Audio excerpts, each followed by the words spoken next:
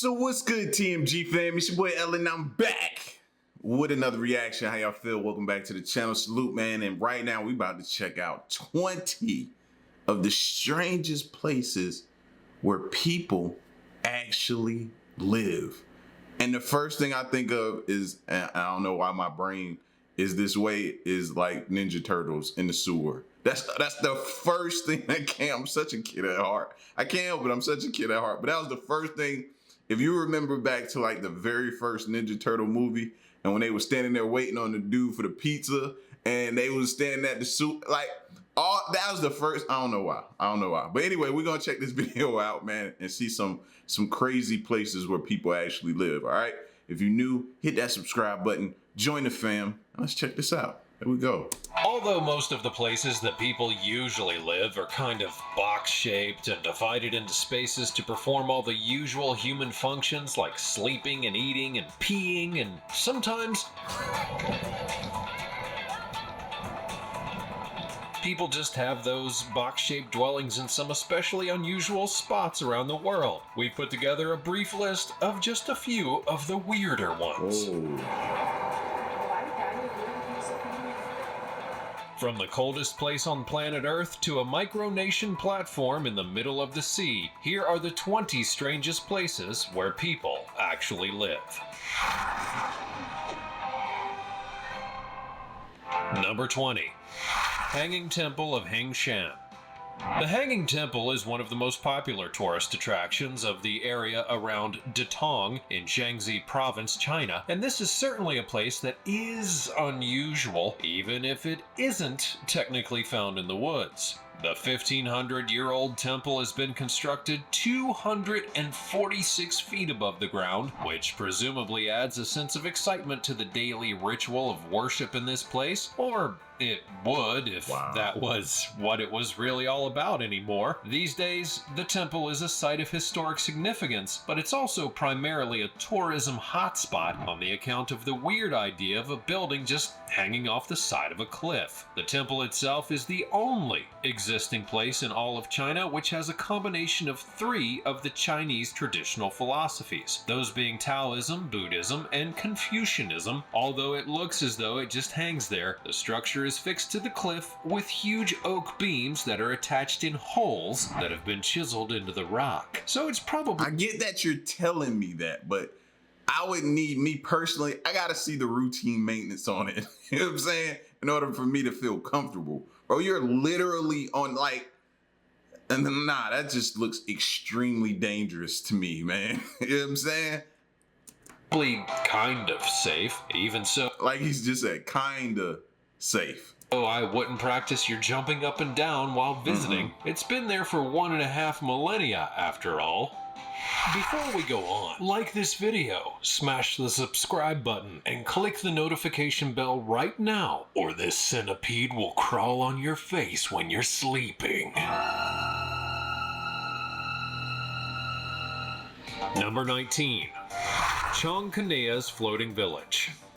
Located in Cambodia in the Siam Reap region, there's the largest freshwater lake in all of Southeast Asia, the Tonal Sap Lake. This place is not only home to a whole heap of fish, but it's also a place that many people call home. And not just around the outside of it, like you might imagine. In fact, and this is a tiny bit crazy sounding, there are apparently over 1 million people living on this lake, the majority of whom live in houseboats on the surface of the water. The reason for this really comes down to the lake itself. It's such a rich source of fish, with over 200 different species living in there. The lake is actually one of the richest fishing grounds in all of the world.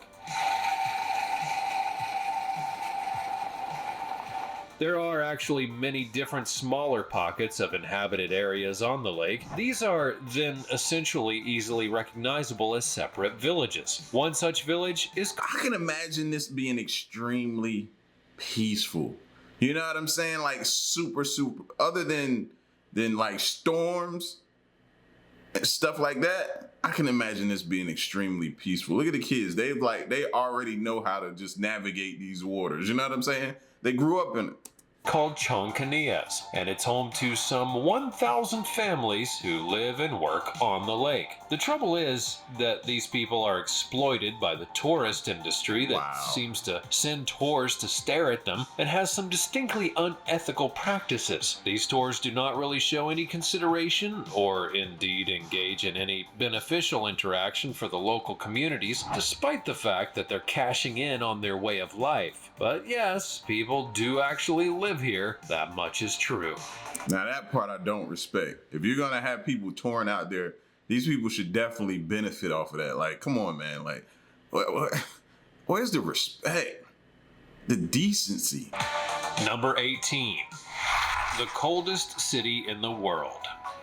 Yakutsk is officially the coldest city on Earth. The temperatures in this Siberian province of Russia regularly drop below minus 44 degrees Fahrenheit. That's just a little bit chilly. That might seem like the weather's cold enough, but you may be amazed to hear that it can actually get even colder than that. The record-breaking lowest temperature ever recorded here was a minus 83.9 degrees Fahrenheit. And that crazy number would be observed back in February of 1987. How do people even function in those kinds of temperatures? It seems as though a big coat is probably not going to be quite sufficient enough to keep out the chill.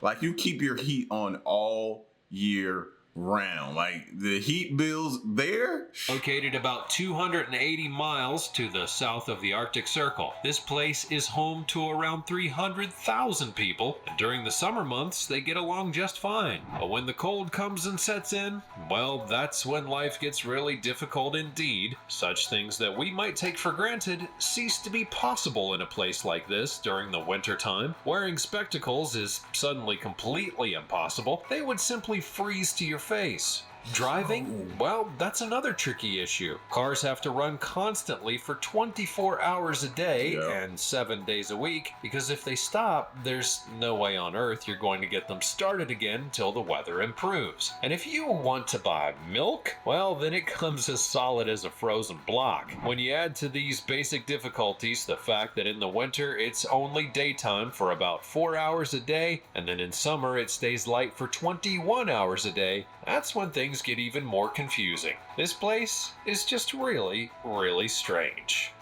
Like, a dude carrying that meat, he could just hang the meat outside.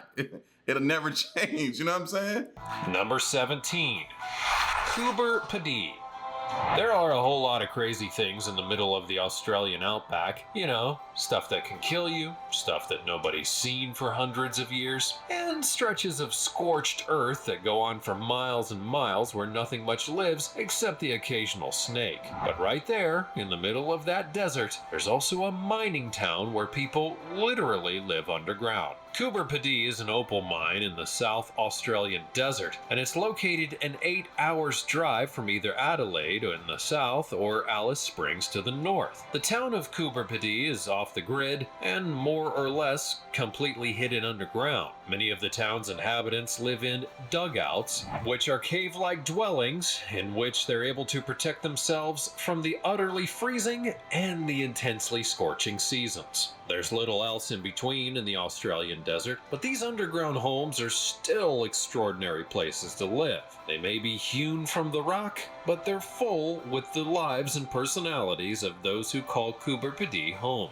The people that live here are forced by sheer necessity to carve out a different way of life. They must be resourceful and adept and big problem solvers as they continue to exist in this, one of the harshest places to squeeze out an existence. Number 16. Allstat China.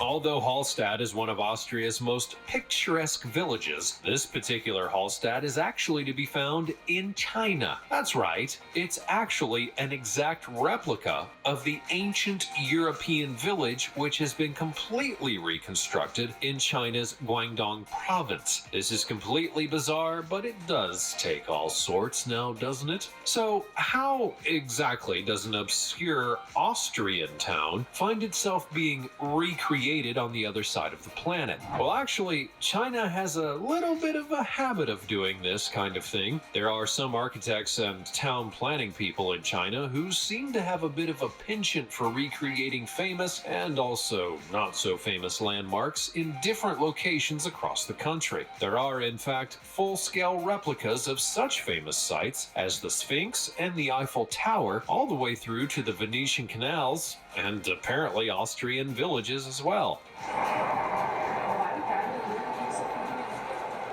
The UNESCO World Heritage Site of Hallstatt in Austria has been standing in its original location for hundreds of years. You know, looking like a fairy tale land as many places in Europe are wont to do. However, this replica in China has only been around since 2012. Despite that, though, it does somehow seem imbued with a sense of history nonetheless, even if it is a bit discombobulating to suddenly find yourself up an Austrian mountain right in the heart of China. And yes, people do actually live here. The idea was to sell the properties in this new Hallstatt to wealthy Chinese people who were unable to get a hold of property in the original Austrian town. But what do you think about all of this strangeness? What famous places would you like to see recreated in your town? Let's have a natter about such nonsense in the comments down below, shall we?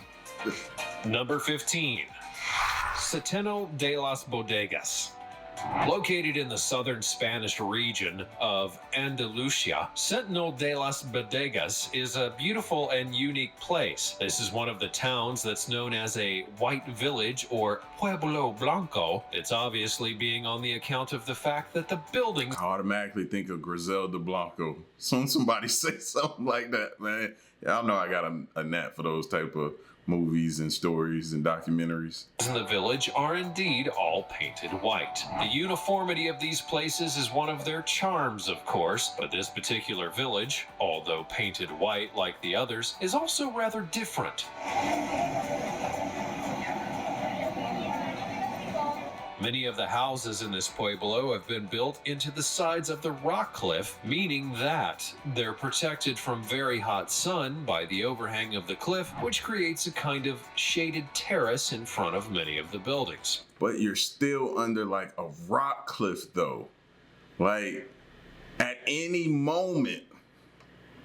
And basically at all times of the day, you're in danger. The temperature inside of the rock is also a much more regulated heat, rather than being at the mercy of the baking sun in this part of Spain. People do indeed live in these houses, but it's such an attractive place for tourists that it's perhaps no longer able to offer what you might call a truly authentic experience, whatever that might be, but it is certainly beautiful nonetheless. Number 14. The tunnels of Bucharest. In Bucharest, the capital city of Romania, hundreds of people live in the sewers. There's estimated to be about 1,100 children living in this underground world. However, I don't think there's any Ninja Turtles. After the fall of the Soviet Union, the country's orphanages would suddenly close, and that left an entire generation of children with no homes and nowhere to go. They fled underground when they were left on the streets. That was many years ago, and ever since then, many more children have found a home in the tunnels beneath the city. See, now I feel like if you go back to the movie Demolition Man, when they did those scenes and had that, I feel like this is where they got the inspiration from. I had no idea that was going on. No idea. That's crazy.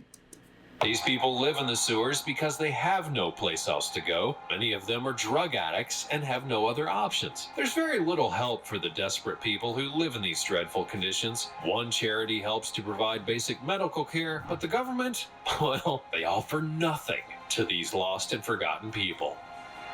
Number 13. Freedom Cove.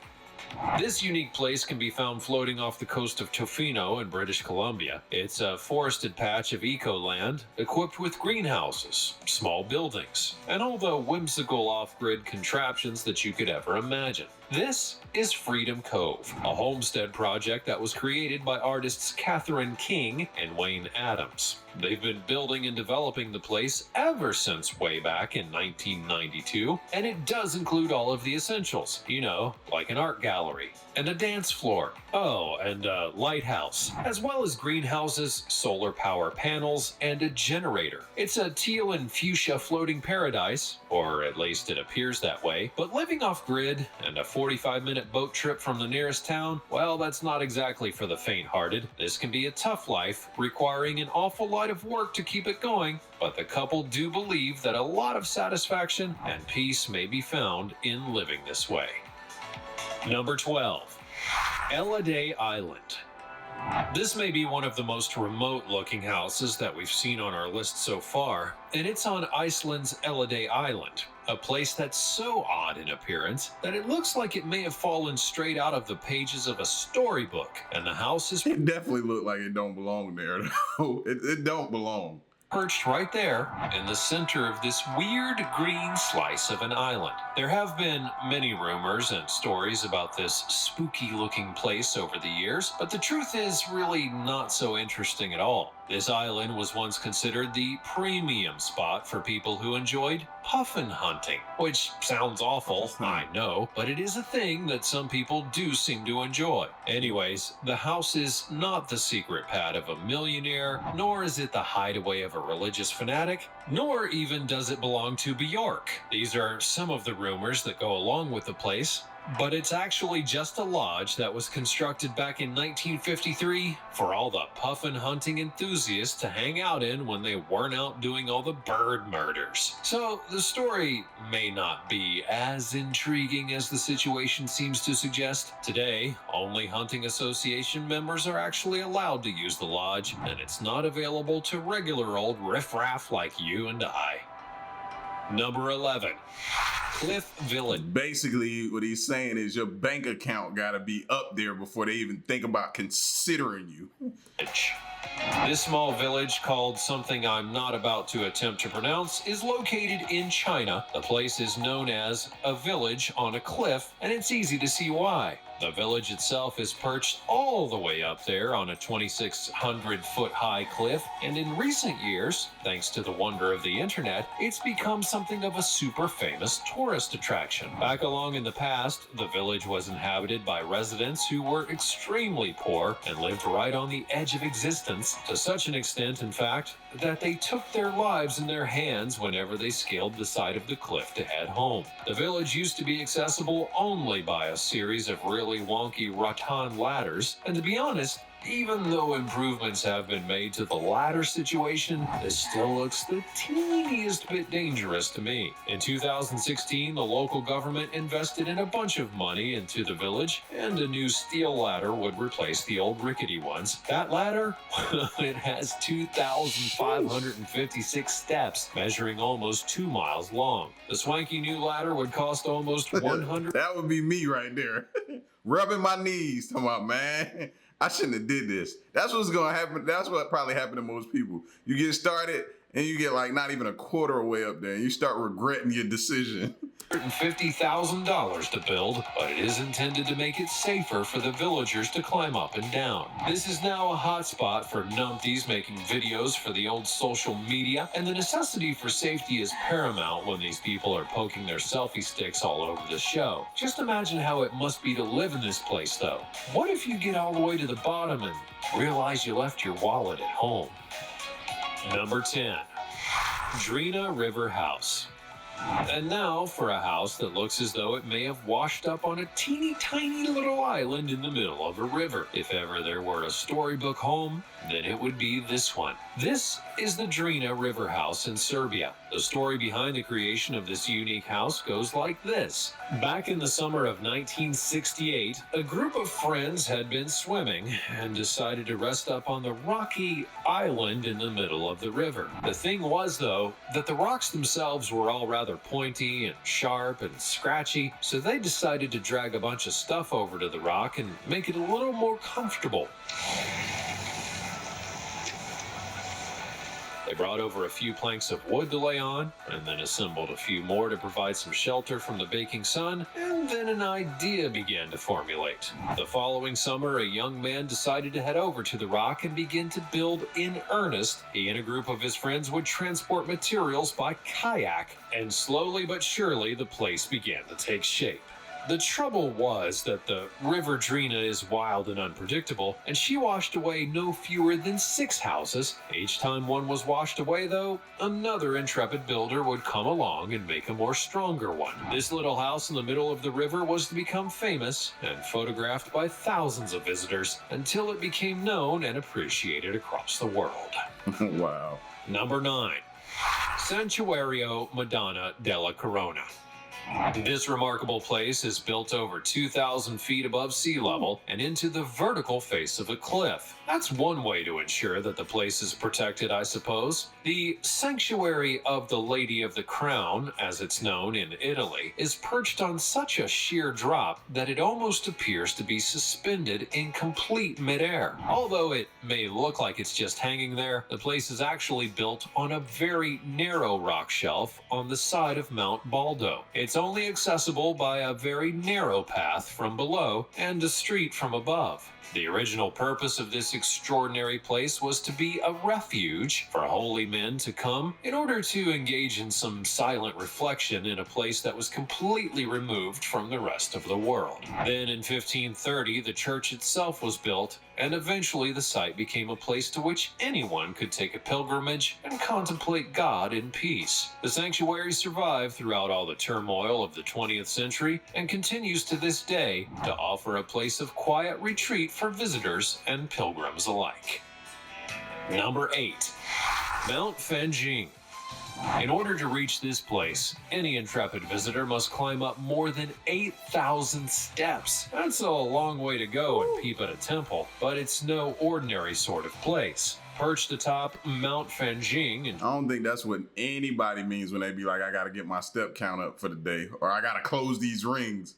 Everybody is about that life now. Oh, I gotta close these rings. China's southwestern Wuling mountain range, the natural rock spire is known as the Red Cloud's Golden Peak, and it supports 2 small Buddhist temples that have had a significant history for over 500 years. Can you even begin to imagine how the Buddhists ever managed to carry out all of the materials to build those original temples up that sheer edge of a mountain? That actually remains a bit of a mystery to this day to everyone. Just imagine carrying a regular backpack and your own body weight all the way up the place. The structures have been rebuilt in more recent times with stronger materials in order to help the temples to withstand harsh conditions and strong winds that are a reality at these kind of altitudes. These days, the place is a special favorite for all of those drone camera enthusiasts, and luckily for us, that means that we can all have a peek at this remarkable place without having to bust a blood vessel lugging our soft bodies up the side of a mountain. That's a relief then. Number 7. Al-Hajara, Yemen.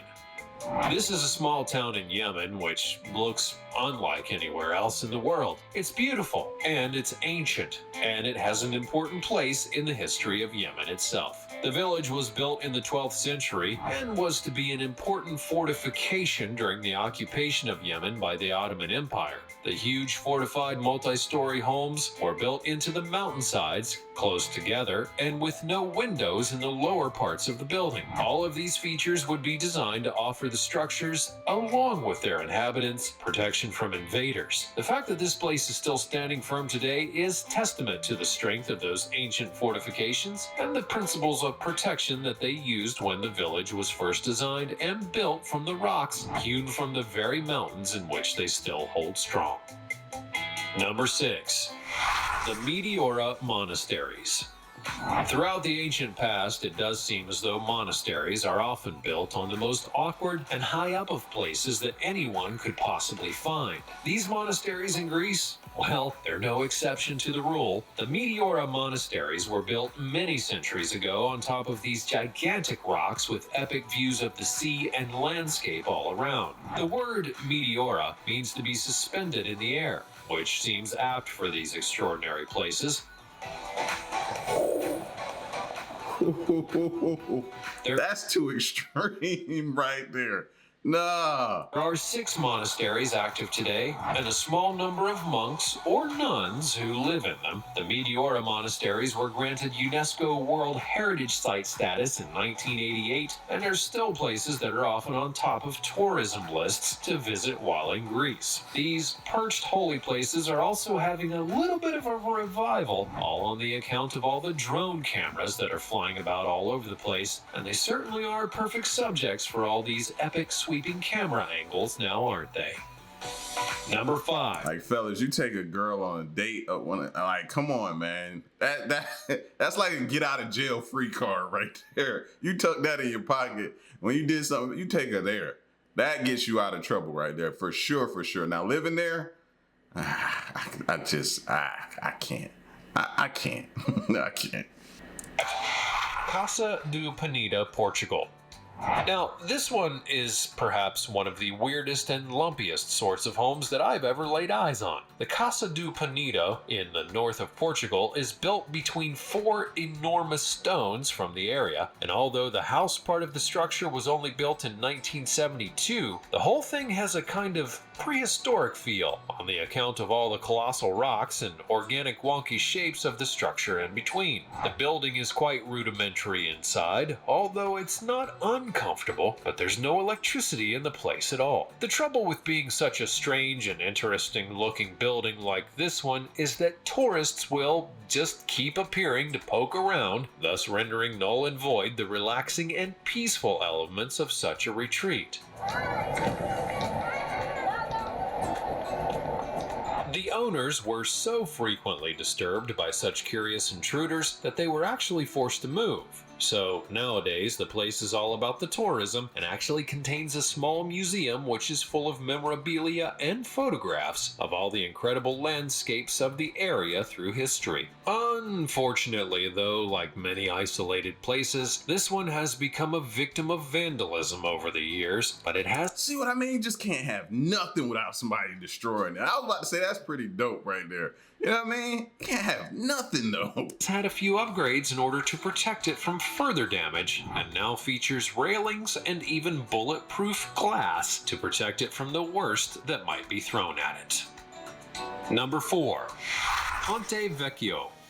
The Ponte Vecchio in Florence, Italy is one of the most visited of tourist destinations in the entire place. In Italian, Ponte Vecchio simply means old bridge, and that's a basic description of the structure itself, but it really doesn't quite do it any justice. In fact, this was the only bridge that crossed the river Arno in Florence until the year 1218. The bridge that stands in the spot now has stood there since 1345. The original one had been washed away during a flood and then had to be rebuilt. But that 14th century bridge is still standing to this very day. There are plenty of small buildings on the Ponte Vecchio, and that's one of the things that makes this bridge unusual. In fact, there have been shops on the bridge since the 13th century. There used to be all kinds of shops, from butchers, fishmongers, even to tanners, but in 1593 there would be a decree sent out that stated that only goldsmiths and jewelers were to be allowed to keep their shops on the bridge. As well as being the main way to cross the river in the city of Florence, and then being the location for shops and homes, the bridge was also used by the Medici family, the rich and powerful dynasty that ruled the city for generations. The Ponte Vecchio was used to build a corridor for the family to travel between their palaces without having to walk in the dangerous streets below with the common folk. They'll never have to come into contact with any of the unwashed masses. Probably for the best, really. They wouldn't have wanted to get any of those riffraff germs on their posh persons. Number 3. Matmata, Tunisia. The other worldliness of Matmata troglodyte homes in the southern Tunisia is a spectacle that's unlike any other on earth. These remarkable buildings are a link with the ancient past of the fascinating North African country, and they're also a massive draw for tourism to the area. Of course, these ancient homes are literally dug into the landscape in a network of centuries-old passageways and chambers, and the town of Matmata is located on the very edge of the Sahara Desert in a landscape of palm trees and olive groves, approximately 20 miles to the south of the nation's capital. These buildings have been inhabited by people for centuries and are still inhabited today by many of the indigenous people of North Africa. These homes are a living, breathing preservation of the culture and the history of these people and its region. This region has almost no wood or stone with which to construct any kind of buildings, so the dwellings were actually dug out of the earth. An ideal way for people who lived there to avoid the heat of the desert was to go underground where the temperature was regulated naturally. Each of the homes built here follows a basic construction pattern, in which there's a central sunken courtyard, often with a well, and from this center, there are usually several small rooms or chambers which would be connected by passageways. The way to enter would be via a ladder or a tunnel. What do you think of these remarkable homes? Would you like to live underground like this? Let me know all about it in the comments below. Oh, because the only thing I can think about is like rattlesnakes. It's just, this place just look like it just breeds snakes. Number 2. Sealand. There is an offshore platform in the North Sea that's located about 7.5 miles off the coast of Suffolk. Back in 1967, this unusual spot would be declared to be the Principality of Sealand by a man named Paddy Roy Bates. The micronation is actually not officially recognized as such, but has, nonetheless, been occupied by the family and associates of Bates ever since. Before it became the unofficial nation of Sealand, this platform was built by the British during the Second World War.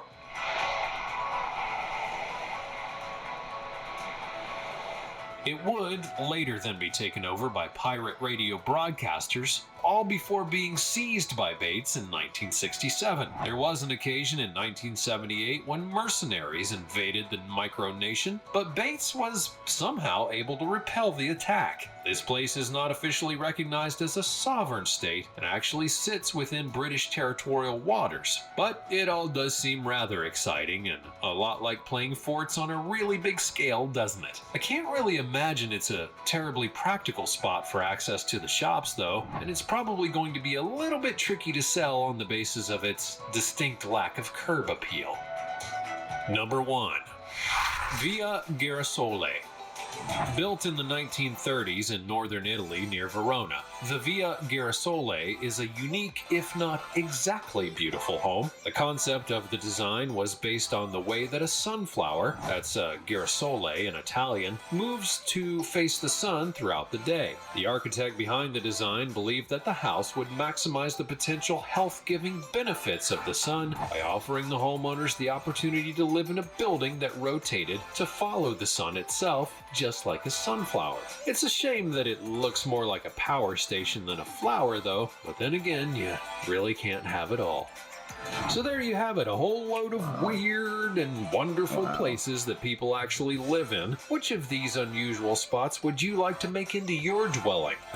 Nothing. I kind of like the old-fashioned way, you know what I mean? Just flat ground, house, no off of a cliff or side of a mountain, or nah. I'm good. I think I'm old-fashioned. I think that's what I like. You know what I mean? But for tourist attractions and going to visit and see, some of those I definitely go check out. Those were sights to see. You know what I mean? Now the ones with the stairs, I'll just see y'all. I'll hold your jacket until you come back down. I'll hold everybody's stuff, but other than that, nah, I ain't doing it. So, but y'all get at me in the comment section. Let me know what you thought of this video, man, of 20 strangest places where people actually live. It's your boy L. Till next one, I'm gone. Peace.